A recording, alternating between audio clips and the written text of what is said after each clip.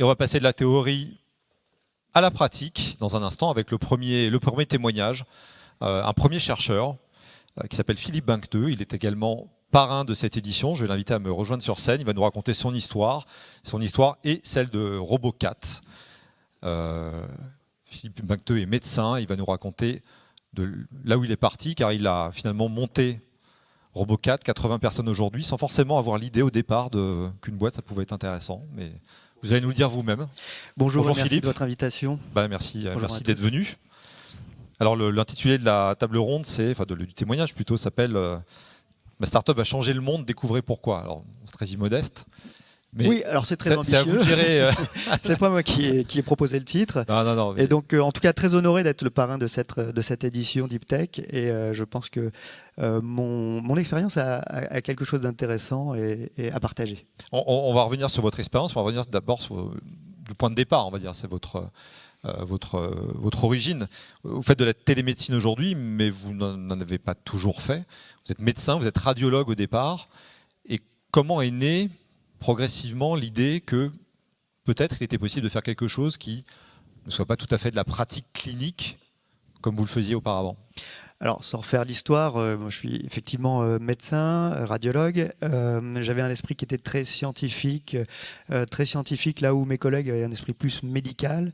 À des problèmes qu'on a rencontrés lors de mon expérience, mes collègues trouvaient des réponses médicales et moi je trouvais des réponses plutôt scientifiques et techniques. Et j'ai eu plusieurs idées au cours de mes études.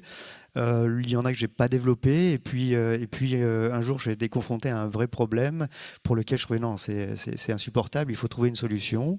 Ce problème, ça a été de travailler pendant 1 an en fait en attendant un poste de chef de clinique dans un hôpital périphérique et j'ai vu des patients auxquels on pouvait pas apporter de réponse thérapeutique parce qu'on n'avait pas les moyens thérapeutiques de les prendre en charge et j'ai vu les patients mourir très concrètement et en particulier je pense à la fille d'un confrère qui a été renversé sur la voie publique, un rond-point, et qui malheureusement est décédé alors que peut-être dans un CHU on aurait pu la sauver.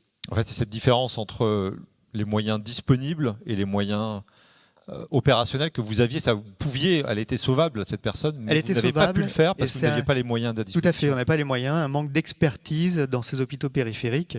Et voilà. Et alors, dans le même temps, il y avait le professeur Maresco qui opérait un patient depuis New York à Strasbourg. Et puis, je faisais le constat qu'on est la profession la plus irradiée. Donc, en radiologie interventionnelle, c'était ce que je pratiquais à l'époque. On travaille sous rayon, on fait des interventions sous les rayons pour sauver les patients. Et donc, c'est un métier qui est très irradiant. C'est le plus irradiant, d'ailleurs, il n'y a pas de métier plus irradiant. Et de façon chronique, tous les jours, à longueur d'année. Donc, c'est les cas de ces patients, de ces patientes que vous auriez pu, ou vos équipes, bien sûr, les équipes avec qui vous travaillez, vous auriez pu sauver dans d'autres conditions, qui vous a poussé à vous dire que vous pouviez faire quelque chose de plus que essayer de les soigner? Oui, complètement. Donc, d'une part, il y avait ce constat, ce pain point, comme on appelle ça dans le langage des start-upers. Donc, vous allez voir, il y a beaucoup d'anglicisme en fait dans ce langage des start-upers. Donc, ce point douloureux, ce point qu'on adresse, ce problème qu'on adresse, il y avait effectivement ce premier problème de la prise en charge des patients dans les hôpitaux périphériques et l'inégalité de chance finalement pour ces patients sur le territoire.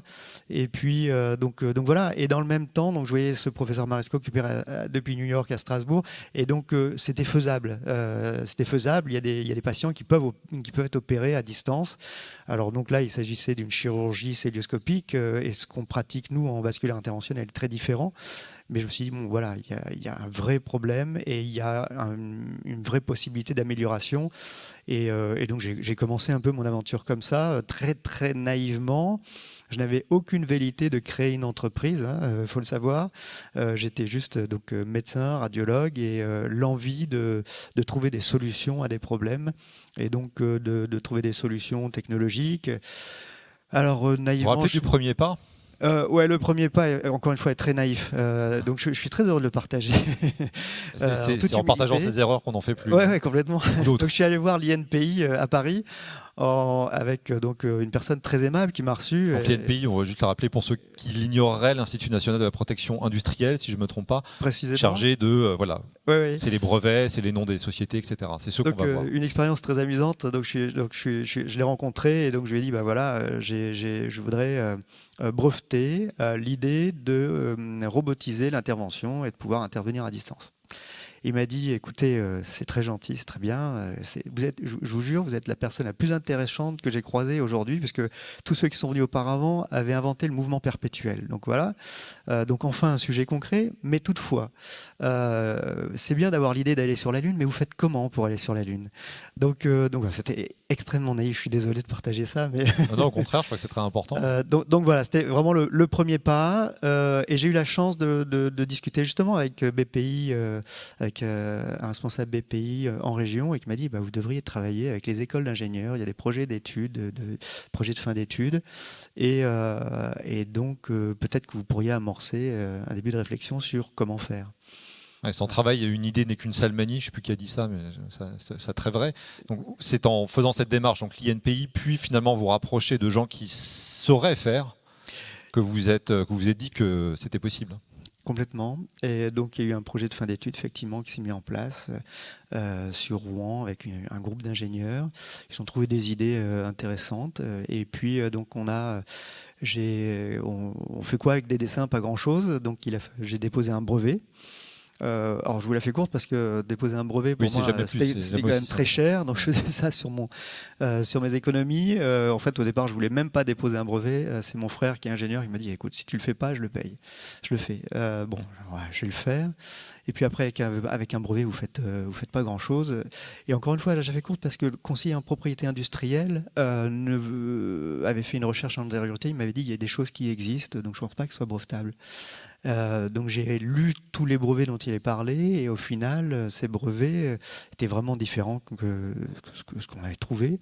Et donc on a déposé ce brevet et ce brevet a eu 3 lettres A, c'est comme la dette, vous savez, 3 lettres A, c'est vraiment très bien, c'est excellent. Donc il n'avait jamais eu de 3 lettres A dans un brevet. Donc voilà, encore une étape pour dire qu'au cours de la création d'entreprise et du développement, on a beaucoup de freins.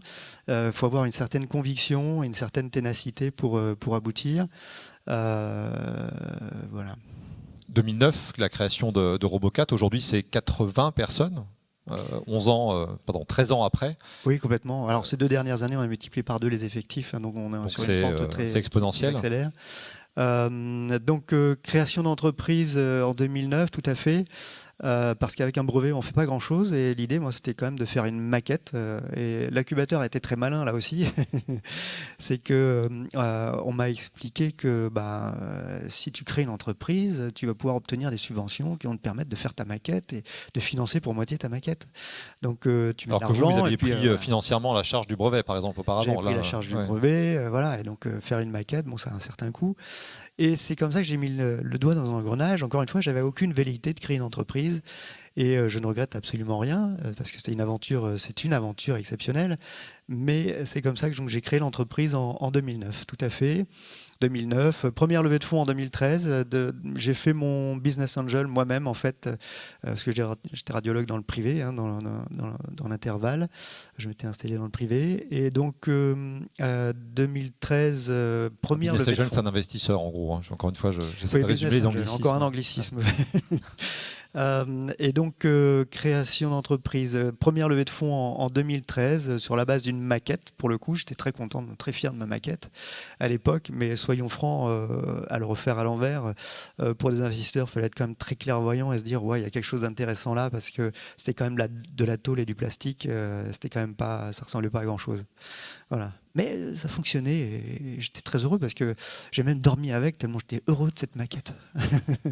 Et en 2014, vous pouvez nous raconter cet événement intéressant, encore un terme de start-up, vous décidez de pivoter, c'est-à-dire on ne change pas d'avis quand on pivote, mais on se réoriente. Et ça, c'est quelque chose qui arrive souvent, et il faut avoir la disponibilité intellectuelle suffisante pour le faire. Il faut avoir un esprit assez malléable quand on crée une entreprise. Donc 2013, je crée l'entreprise, et puis donc j'embauche les premiers éléments de mon équipe, 4-5 personnes, 6, 7.